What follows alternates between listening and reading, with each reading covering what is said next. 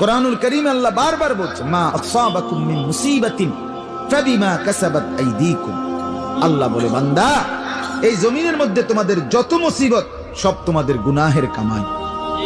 কিসের কামাই বলেন না? ইয়াফু আন কাসীর। আল্লাহ বলে, অগণিত গুনাহ আমি এমনিতেই মাফ করে দেই। যদি সব গুনার কারণে সমান সমান মুসিবত দিতাম তো এক সেকেন্ড জমিনের মধ্যে টিকতে পারতাম। আল্লাহ কোরআনে বলছে, তাইলে টিকতে পারবা না।